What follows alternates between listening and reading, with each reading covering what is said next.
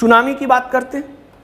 ये भी भूकंप से ही रिलेटेड है। जैसा कि हमने बताया कि भूकंप या ज्वालामुखी विस्फोट जो समुद्र के नीचे होता है, समुद्र तल के नीचे होता है, तो अगर समुद्र तल के नीचे होता है तो अचानक जो है वो एनर्जी रिलीज करता है। एनर्जी रिलीज करता है तो बड़े पैमाने पे पानी को ऊपर उठाता है और उससे बड़े बड़े समुद्री लहरें चलती है जो तटीय क्षेत्रों को व्यापक और भारी नुकसान पहुंचाती है।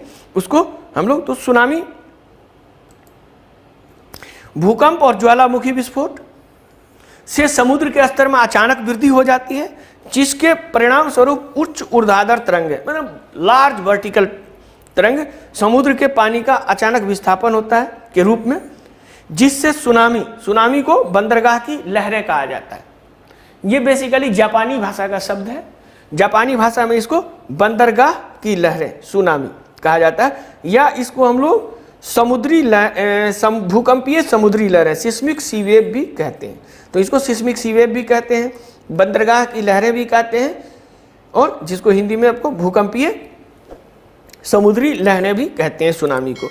अब है कि सुनामी की गति जो है पानी की गहराई पे निर्भर करती है, अर्थात जिस एरिया में समुद्र ज़्यादा गहरा है वहाँ कम लहर उठेगा, और जहाँ उथला है यानी कम पानी है वहाँ ज़्यादा लहर उत्पन्न करता है। अर्थात गहरे समुद्र की तुलना में उथले पानी में ये अधिक तीव्र हो जाता है, अधिक, जिसके परिणाम स्वरूप सुनामी का प्रभाव समुद्र पर कम और तट के पास अधिक होता है। यानी समुद्र में वो उतना ऊंचा लहरें नहीं पैदा करता है, लेकिन तट पे बहुत ही बड़े बड़े लहर, जहाँ बड़े पैमाने पर विनाश का कारण बनता है, वहाँ बहुत डिजास्टर होता है। आप देखे होंगे दिसंबर 2004 का जो सुनामी आया था। तो आगे हम लोग चलते हैं। ये देखिए, ये एक सुनामी का किस तरह से होता है। अब यहाँ कोई भूकंपीय गतिविधि है, ये प्लेट टकरा, यहाँ से एनर्जी रिलीज हुई, ठीक है। अब ये एनर्जी ये लहरों के रूप में इधर गई और ये तट की तरफ आया।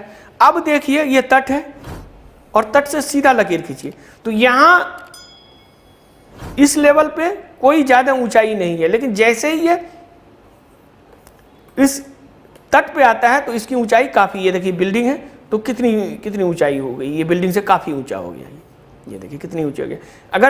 लेकिन यही अगर समुद्र में है जहाँ ये हुआ है और ये गहरा समुद्र है, यहाँ देखिए, यहाँ ये उथला समुद्र है और ये गहरा समुद्र है, तो गहरा समुद्र में उसकी कम होती है, यानी सी वेव्स जो गेन है वो सैलो वाटर में गेन करता है।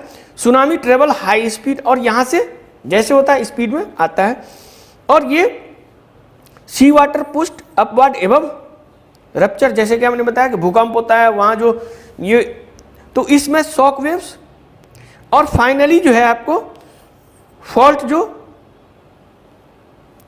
ये मतलब होता है, तो फिर उससे ओशन फ्लोर भी ऊपर जाता है। तो ये एक सुनामी का मैकेनिज्म है। इसी तरह से सुनामी बनता है और आता है। तो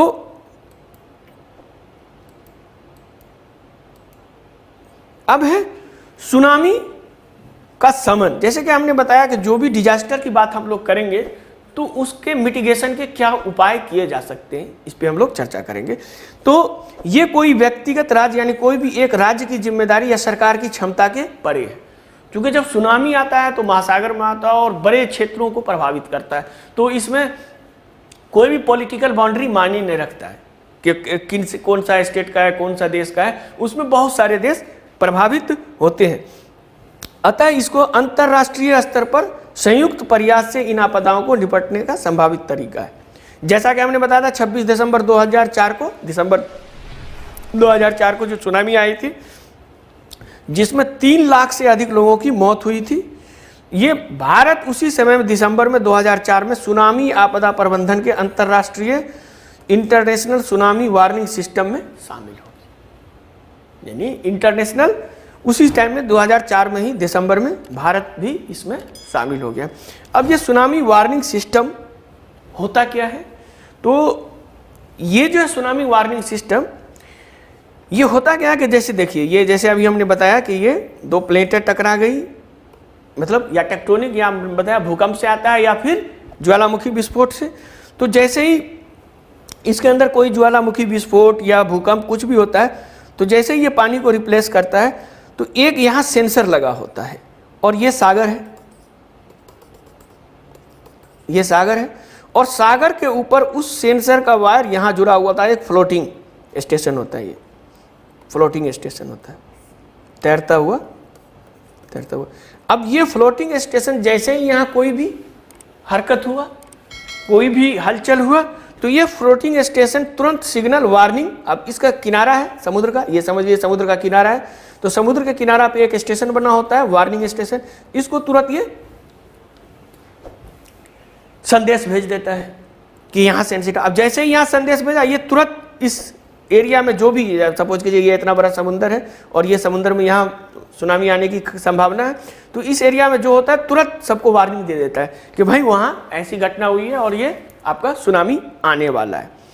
सवाल ये था कि अभी कुछ दिन पहले, पिछले साल की बात है, जब पिछले साल इंडोनेशिया में आप देखते थे कि भूकंप आया और सुनामी आया, और लोग सब अचानक, वीडियो भी वायरल हुआ था कि किसी को कुछ पता नहीं था और अचानक सुनामी आ गया और सबको बाहर ले गया। तो इसका मेन रीजन ये था कि जितने भी ये फ्लोटर थे जो फ्लोट करते हैं उसके ऊपर, समुद्र के ऊपर, वो सारा का सारा नॉन फंक्शनल हो गए। यानी कि हम लोग जो करते हैं तो हर जगह की सरकार की यही आदत है, जब सरकार जब आपदा आती है तब तो बहुत ये करते हैं, लेकिन जब जैसे ही सरकारी ऑफिसर उस पर इम्प्लीमेंटेशन की बात आती है तो बस छोड़ के सो जाती है। उसका यही था कि ये जो सिस्टम था, ये सिस्टम काम ही नहीं कर रहा था। अगर ये सिस्टम काम करता तो बहुत से लोगों की जानें बचती। तो ये सबसे बड़ी बात है जो डिजास्टर मैनेजमेंट में, कि जो भी मिटिगेशन की टेक्निक है, जो भी अपनाने, इसको सीरियसली आप लोग, मतलब सीरियसली गवर्नमेंट को लेना चाहिए।